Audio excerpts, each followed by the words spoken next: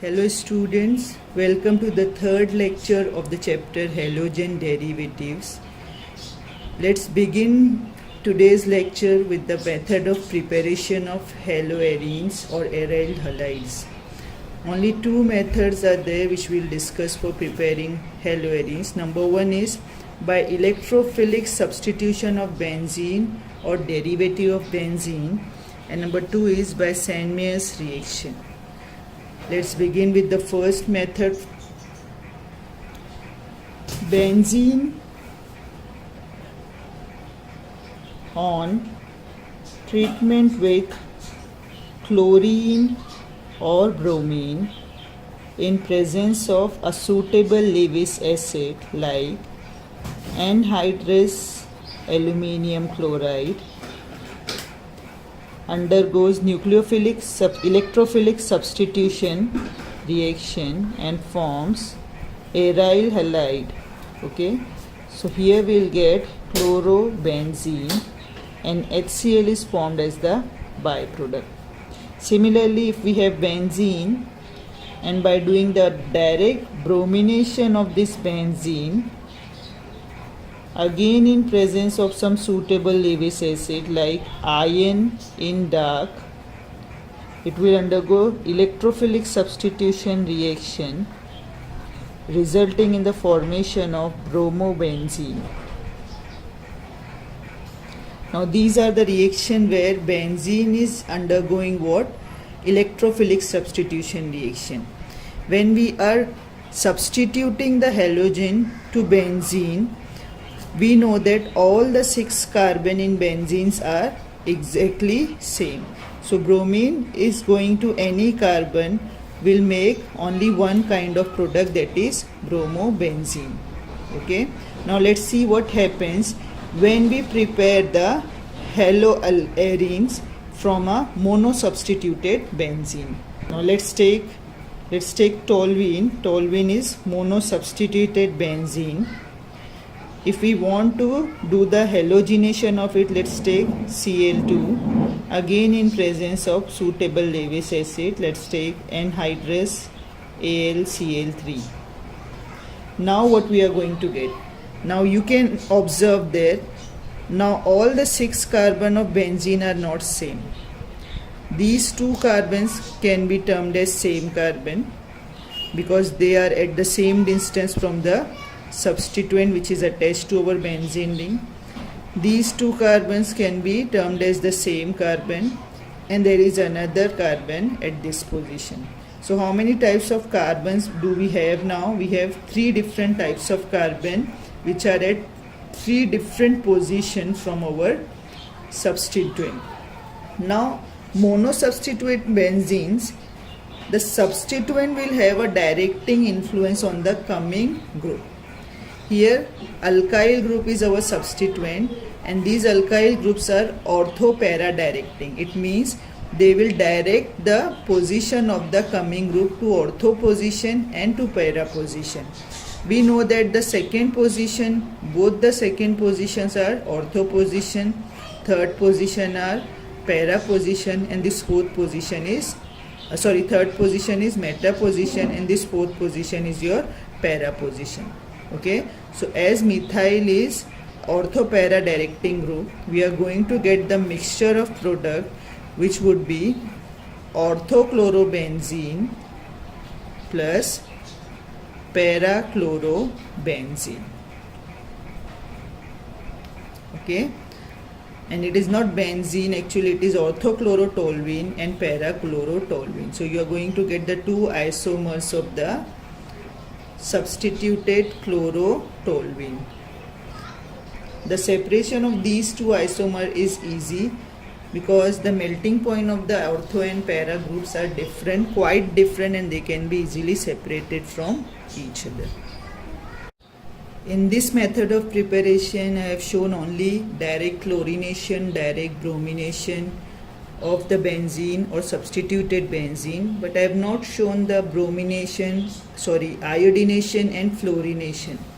Why iodination is not discussed? Because the iodination of the benzene ring will give us the iodobenzene, with the production of hydroiodic acid, that is HI. HI is a very strong reducing agent, and it reduces back the product back into the form of its reactant form, okay, which we don't want. So we can say that iodination is not considered because the iodination reaction is reversible in nature. The next is fluorination. Why fluorination is not discussed? Because the fluorination is a very fast reaction. It is explosive. That's why fluorination of benzene is not discussed. Now let's move for the next reaction, which is our Sandmeyer reaction for preparing the aryl benzene. In this reaction, benzene diazonium salts are mixed with the chloride or bromide cuprous salt, that is salt of copper with chlorine or bromine. Now we require benzene diazonium salt. How do we make benzene diazonium salt? We make it by treating the aniline with nitrous acid, HNO2. As nitrous acid is not stable, it has to be prepared in C2, that is during the reaction in the reaction mixture by the action of sodium nitrate on HCl at around 273 Kelvin, that is at 0 degrees Celsius. When we prepare this, when we treat nitrous acid with aniline, we obtain the benzene diazonium salt, which is N triple bond N Cl. Here the N carries positive charge and this N2 carries positive charge and chlorine carries the negative charge. Okay. Now this diazonium group, that is N2 plus group, is a very good leaving group. Okay. When we treat it with some suitable nucleophile, it easily get replaced and result in the formation of nucleophilic substituted product. Okay, so let's say we are here we want to substitute chlorine, so we take CuCl. Okay, on treatment with CuCl, N2 is removed and chlorine gets substituted there. Okay, nitrogen gas is a very good leaving group. If we want to prepare bromo benzene, we will take the salt of bromine with copper, that is cuprous bromide. Here copper is in +1 oxidation state. Okay, and we will get what? Bromobenzene. Similarly, if we want to prepare iodobenzene, what we will do? Again, we will take the benzene diazonium salt and we simply heat it or mixed it with potassium iodide. It results in the formation of iodobenzene and KCl is formed as the byproduct. Now let's see the physical properties of alkyl halides. Now I want you all to give good importance to this topic also, because sometimes the tricky questions are asked on the basis of the knowledge of your physical properties. Okay, so if you have understood it properly, you will be able to answer those. Okay, now some things are very basic, that lower members of these alkyl halides are gases and higher members are liquids and solids. Why lower members are gases and why higher become liquid and solid? The answer should be very obvious to you, that when the compound is having lower, the lower members of compounds have smaller molecular formula, which indicates that the size of the molecules of that particular compound is small. When the sizes are small, the intermolecular forces between the molecule is also small. Understood? As these are organic compounds, what happens? The force with which these molecules are held together is generally the van der Waals forces, the London forces, dispersion forces. Okay, so if we have greater surface area for connecting them through the van der Waals forces, the intermolecular attraction increases. If the size of the molecule is small, it will have less surface area, and therefore they will have lesser interaction with other molecules, and they will be in the form of gases. Okay, as the sizes of the molecule goes on increasing, what happens? Their surface area goes on increasing, and the intermolecular forces between them also increases, resulting in more and more attraction, which results in the formation of liquid, or after that solid. Okay, so lower members of almost most of the organic compounds are gases, and as we move from lower members to higher members, they become liquid and then solid. Okay, now let's discuss something about the nature of molecular attraction. As alkyl halides are our what? Organic compound, they contain covalent bond, we know that. Now let's look into the bond between carbon and halogen. Okay, so wherever we find that carbon halogen bond, we know that halogens are electronegative in nature. As they are more electronegative than carbon, they pull the bonding pair towards itself and acquires a partial negative charge. Because of higher electronegativity, halogen will pull the electron pair towards itself. Because of that, it is just pulling it towards itself, it is not taking it away from carbon. Okay, so that's why the partial negative charge develops on halogen, and carbon will get what? A partial positive charge. Now this is a permanent effect which we will observe in all the haloalkanes. Okay, and because of this, all these haloalkanes becomes what? Moderately polar compound. Okay, it is not a pure covalent compound, but a moderately polar covalent compound. Okay, one more thing I want you to remember, that when we move from fluorine to chlorine, bromine and iodine, the electronegativity goes on decreasing. That is, for fluorine I think it is 4, for chlorine the electronegativity value is 3.5, for bromine it is 2.8, and for iodine it is 2.5. And what is the electronegativity of carbon? The electronegativity of carbon is also 2.5. Now with this knowledge, you should be able to know that all the carbon halogen bonds in haloalkanes are electronegative, polar, except for the carbon iodine bond. Okay, the carbon iodine bond will not be a polar covalent bond because the electronegativity of both are same. Understood? Now let's move towards the boiling point. Molecules with higher molecular masses generally will have higher boiling point. Why? Because due to the higher molecular mass and greater polarity, the intermolecular forces of attraction between the molecules will be more. Again, the same thing I am saying, whenever higher molecular mass is there, it means the molecule is bigger in size. If the molecule is bigger in size, it will have greater surface area for interaction with other molecules through the van der Waals forces. Okay, so as the molecular mass increases, the intermolecular forces also increases. When intermolecular forces are increases means what? The attraction between the molecules are good and they are held nicely with each other.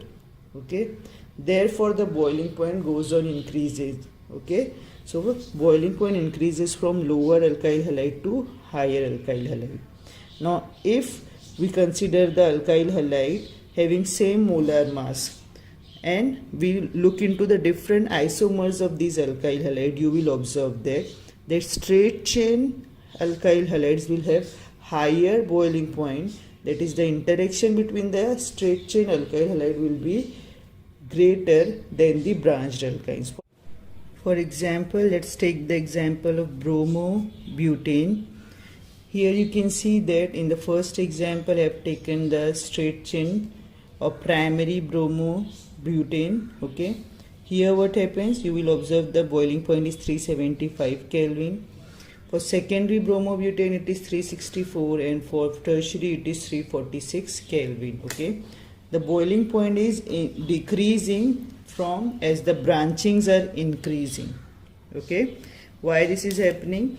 When the branchings are there, the molecules become more compact, short in size, or you can say it becomes short and fat.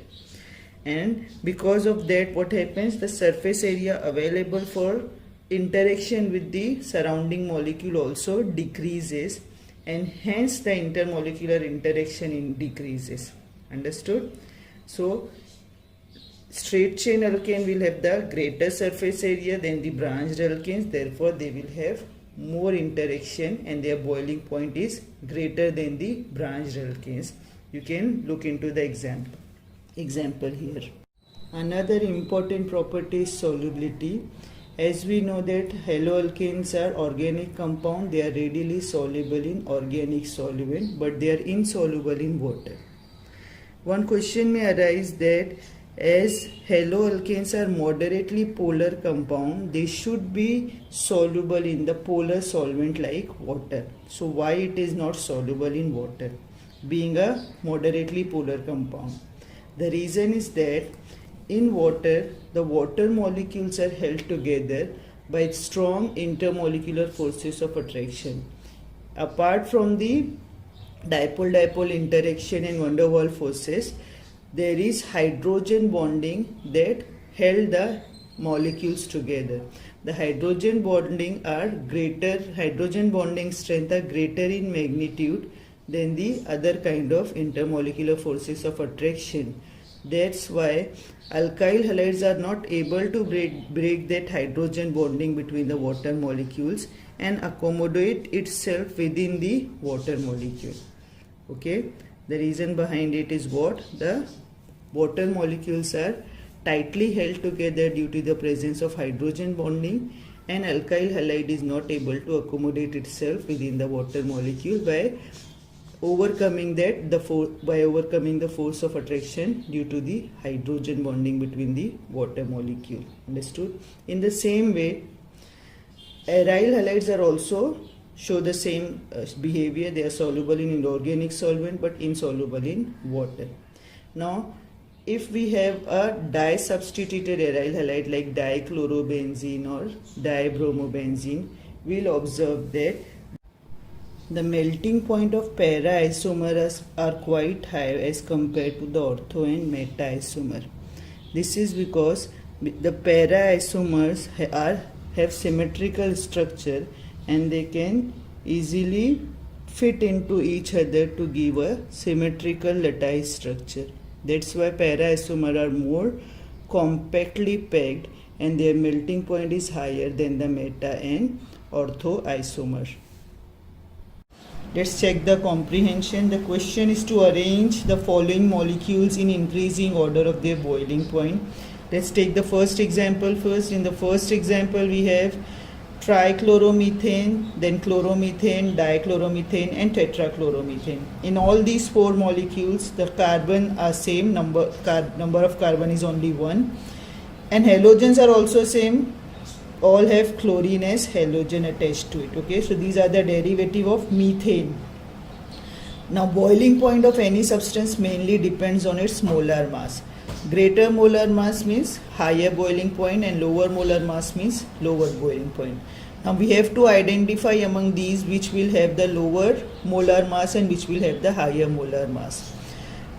As chlorine is bulkier than carbon, if more chlorine is attached to the molecule, it means that molecule is heavier. Okay, so among these we can see that CH3Cl only have one chlorine, so this should have the lowest mass among all these four molecules. So we'll say that it will have the lowest molar mass and lowest boiling point. Then comes CH2Cl2.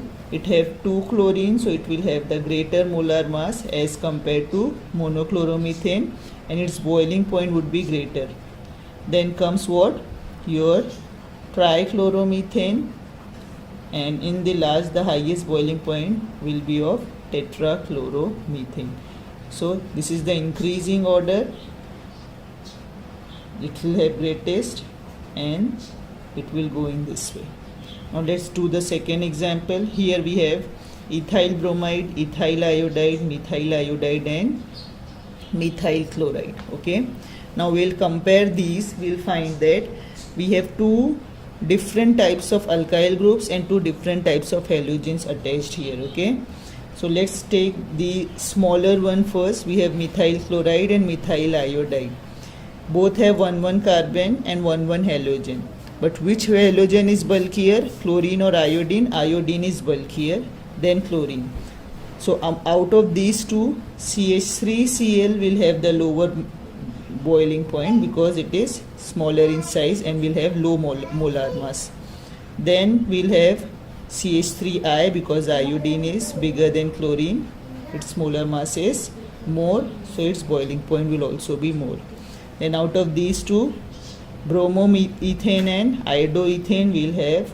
Next will be bromoethane because among iodine and bromine, bromine is smaller in size. Ethyl groups are same, so it will not make any difference. So ethyl, bromoethane, and in last we'll have iodoethane. Okay, so this is how we arrange the molecules in order of their increasing boiling point. Hope you all have understood the physical properties nicely. Okay, so today we'll finish only here. Okay, Allah Hafiz.